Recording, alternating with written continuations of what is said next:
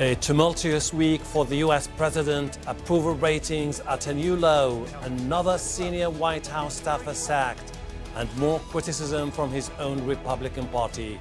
What does it all mean for Donald Trump? This is Inside Story.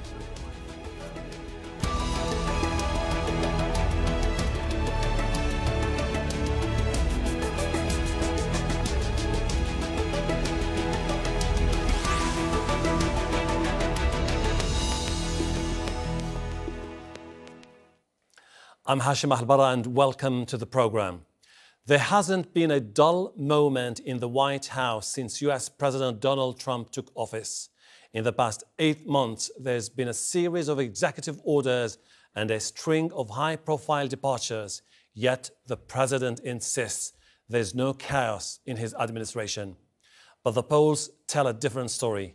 His approval ratings have plummeted, and members of his own Republican Party are questioning his capability as president, with some calling the White House a sinking ship.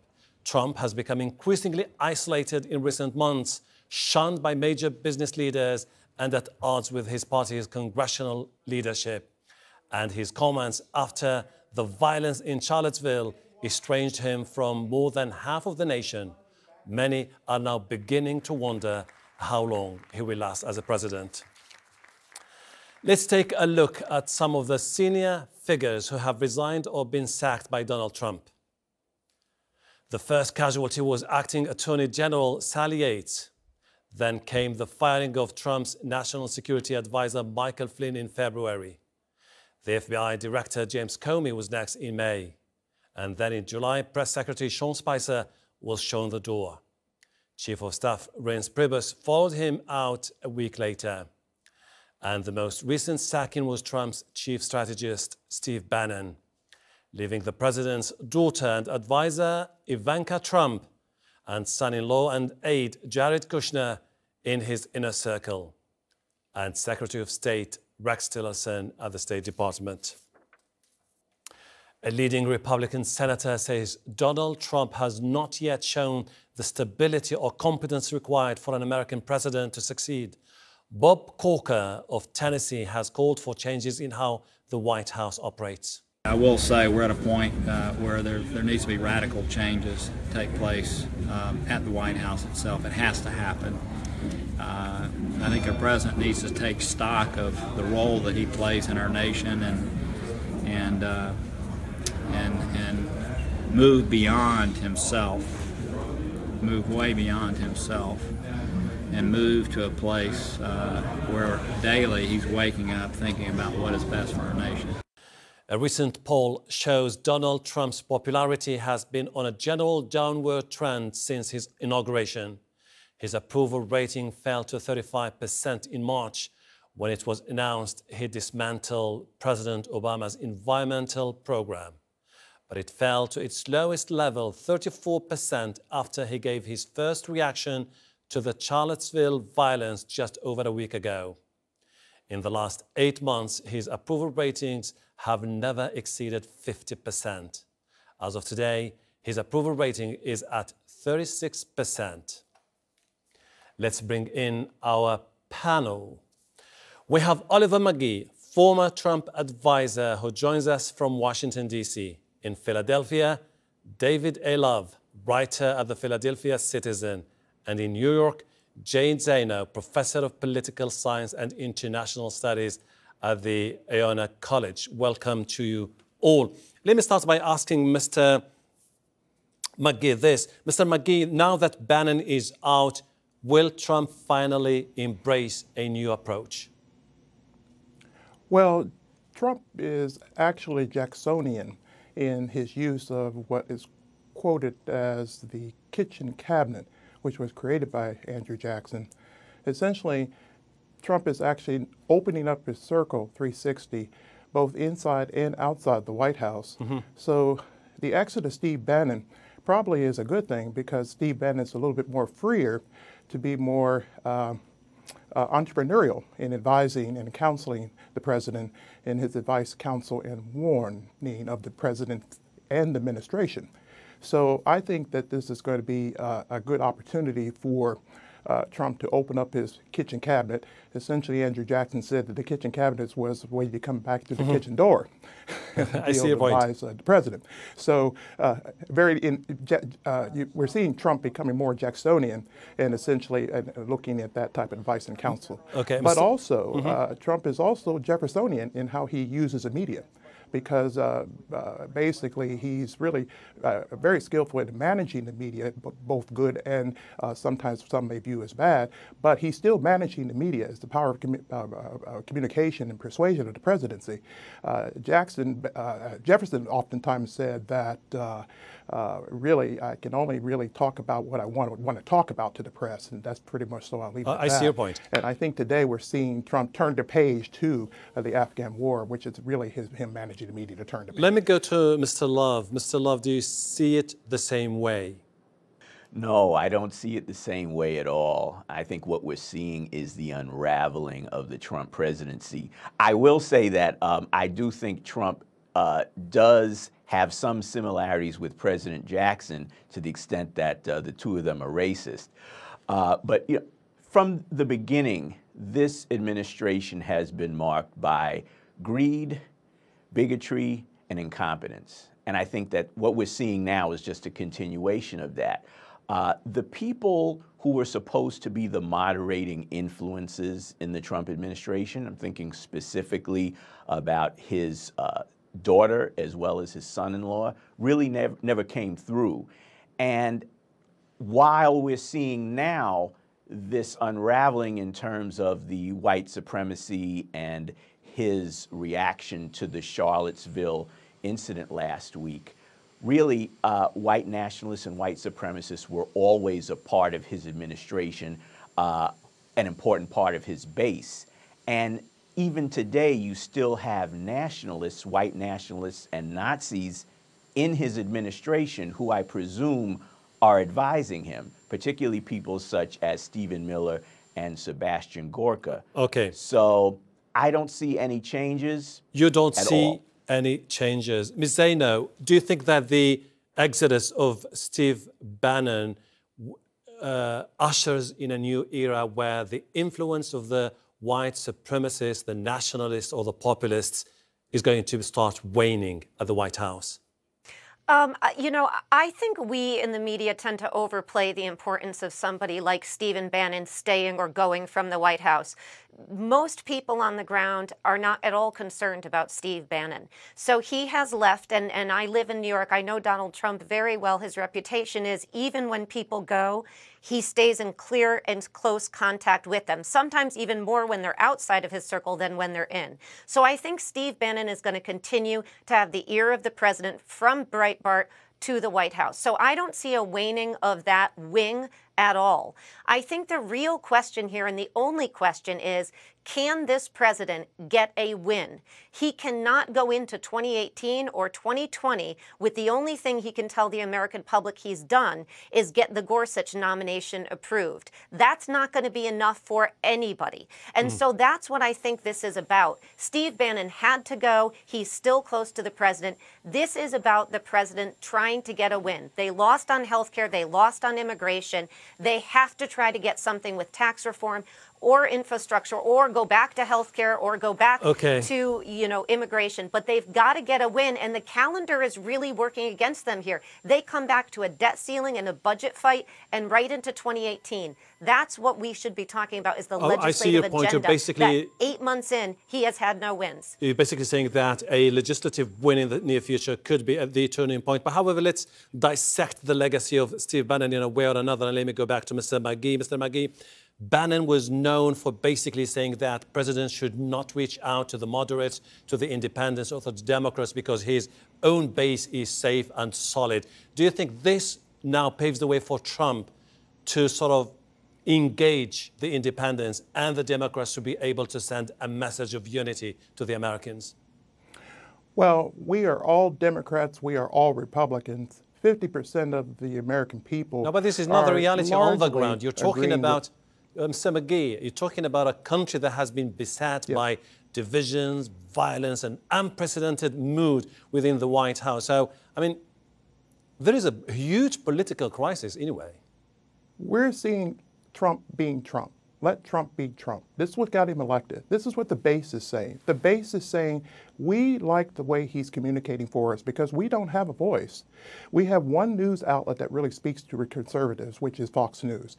The rest is basically on the left. They're saying, keep going, Trump. Get something done. Jobs, jobs, jobs. Infrastructure, infrastructure. Tax reform.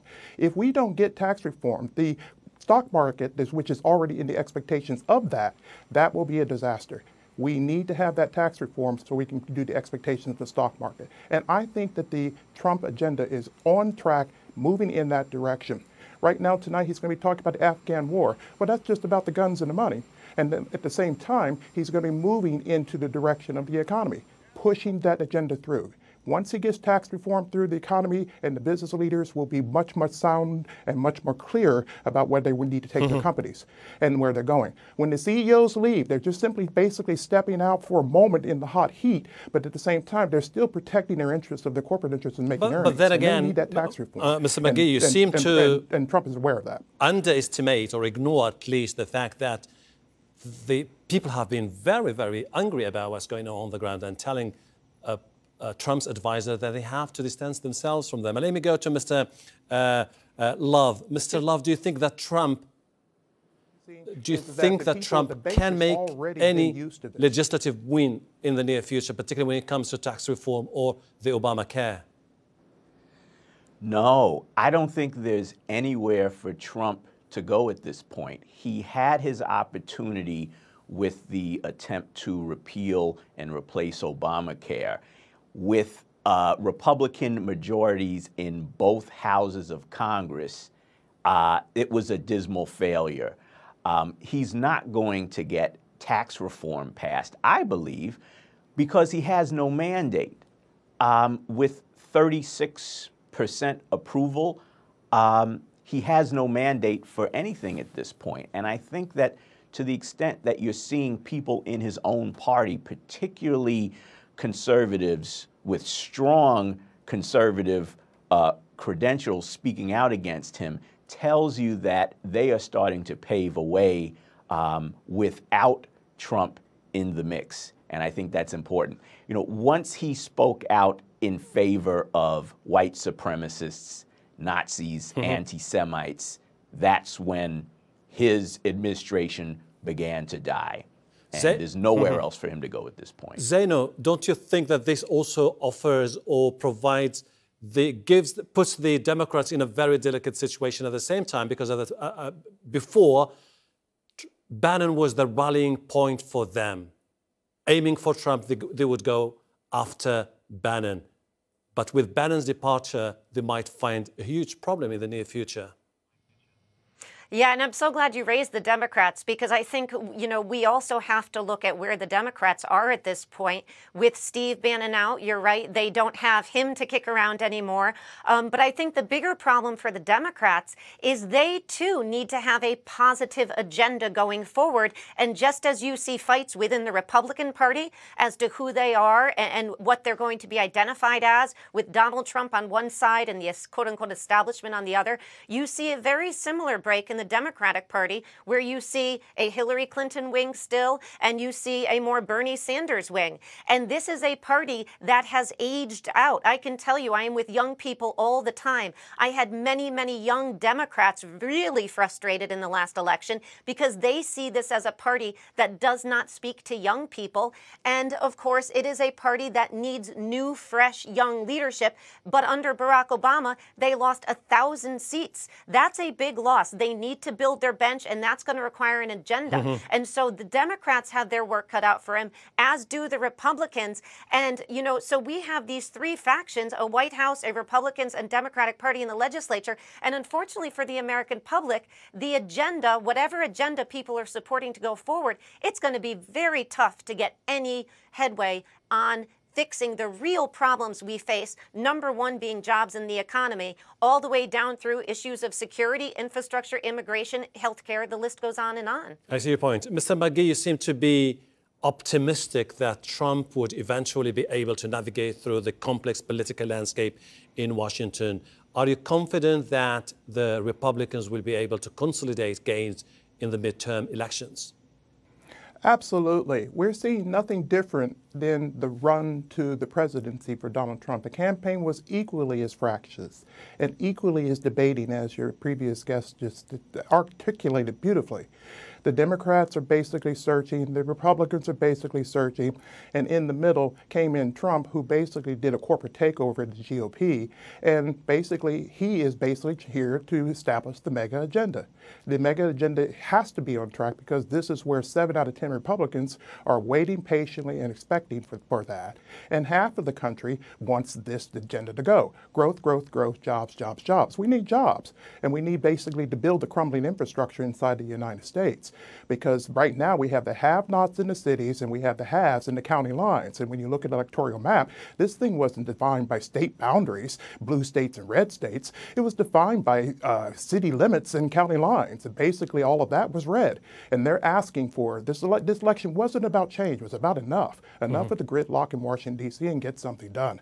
That's the challenge that's faced with the Trump agenda right now. Let's include Mr. Love. Mr. Love, we have a president dragging a nation into uncertainty, a Republican elite distancing itself from Trump, and a Democratic Party trying to reinvent itself. What do you think will be the top issues on the agenda during the midterms, and whether the Democrats will be able to sort of make gains, particularly at the Senate?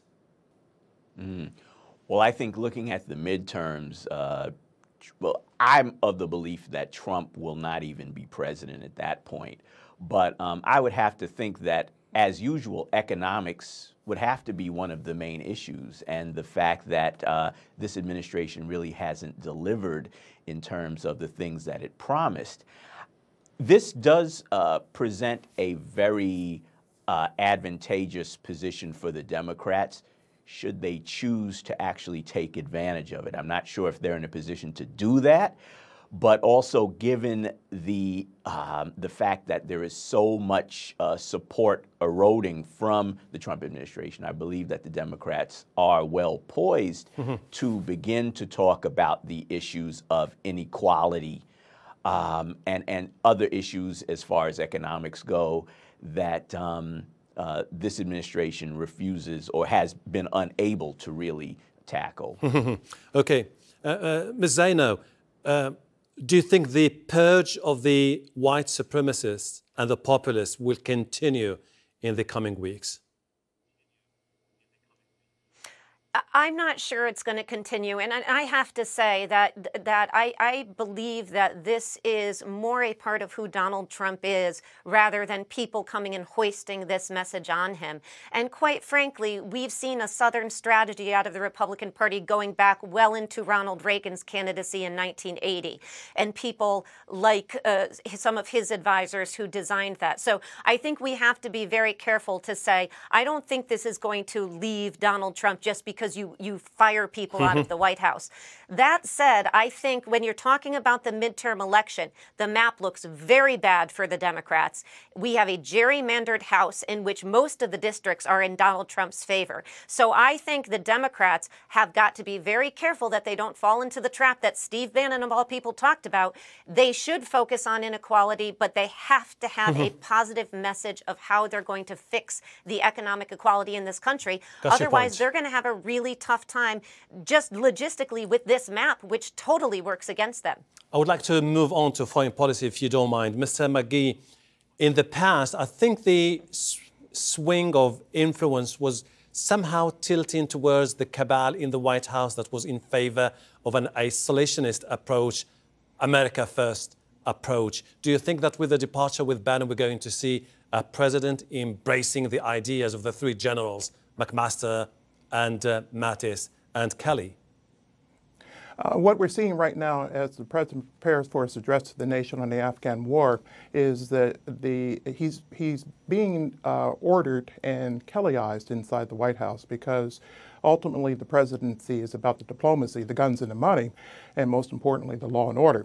So he's getting down to the essence of the business of the presidency, and that is that you have to be able to prosecute a war. This war has been going on for 16 years. He's saying maybe we need to step back a little bit and maybe look at a private-public partnership in dealing with how to get control in the Afghan war. A war that goes on for 16 years and really doesn't have a direction to come to end, that's what the president is concerned about. And he's going to address that appropriately with the nation tonight. But I believe that foreign policy is going to always step front in any presidency, including the Trump presidency, because whether we may want to focus on domestic agendas, the very tough global world is always front and center. There are issues that are all over in the Middle East and also in the China region that is always going to keep the attention of this White House. And this I is believe exactly that what we're seeing in the organization under Kelly is to beat those thinkers around him so he can get that advice and counsel. Exactly. This is why I would like to hear from Mr. Love. Mr. Love, we've seen some very mixed messages in the past from the White House, the State Department about a crisis in the region, particularly in the GCC. Trump more in favor of the Saudi approach, while Tillerson was trying to strike a balanced note on North Korea. Trump saying something contradicted by Steve Bannon. Are we finally going to get some sense of clarity about a U.S. foreign policy globally? I doubt it. I'm concerned about U.S. foreign policy because, currently we're witnessing the dismantling of the U.S. State Department under Rex Tillerson. There are so many key positions that are not being filled, and in the absence of a strong, diplomatic force, you're going to have all of these mishaps that we're seeing around the world. But maybe because and, he was... I just want to make a point. Just maybe because Tillerson was undermined by Bannon in the past, and now the departure of Bannon would give him more opportunity to sort of clean up the White House, the State Department. Don't you think so? It's possible, but I have my doubts, and I say that because this is a president who has so many financial entanglements. We don't know if he is making decisions in terms of the military that are going to ultimately benefit himself and his cohorts financially. You look at Afghanistan. I'm concerned that Eric Prince, the founder of Blackwater, who happens to be the brother of Trump's Secretary of Education, wants to privatize the war in Afghanistan and set up essentially what would be the modern-day version of the British East India Company. For billions of dollars a year, he's going to do this. And that's a big concern. And I think that's just one of many concerns that people have about the Trump foreign policy and military policy, and the fact that decisions are being made potentially to benefit people economically. And also Trump is an unstable person. Ms. Zaino, I know that you've been saying from the beginning of the program that this is not about who comes in or who goes, but it's more about the very nature of the President Trump. This is someone who has been very critical of international organizations like the United Nations, like NATO. Do you think that there is an opportunity here for a new narrative when it comes to US-EU, for example, relations, or US-NATO relations, or US-UN relations? I really don't see that. I think what we're going to see tonight, and what we see with, quite frankly, every presidency, is presidents come in, as you accurately mentioned, like Donald Trump, talking about isolationism. They get into the office, and the real governing powers at work in the United States take over. And now we've seen a President Trump who has bombed in Syria. We've seen now a President Trump who is likely tonight to call for increased troop levels in Afghanistan, and he will blame that on the war on terrorism, when in fact the U.S. has funded and been part and parcel of helping those terrorist groups in the past, in Afghanistan and elsewhere in that part of the world. And so, as much as I think we want to say that these presidents and individuals come in with ideas of isolationism or whatever it is, the United States as a country has interests, and those interests are not the interests we hear about when presidents come out to speak, nor are they the interests, quite frankly, we hear about on the campaign trail. I really appreciate your insights, but unfortunately we have to leave it there. Thanks to all our guests, Oliver McGee, David Love, and Jane Zaino. And thank you too for watching. You can see the program again anytime by visiting our website, aljazeera.com. And for further discussion, go to our Facebook page. That's facebook.com/ AJ Inside Story. You can also join the conversation on Twitter. Our handle is @AJ Inside Story. From me, Hashim Mahalbara, and the whole team here. Bye for now.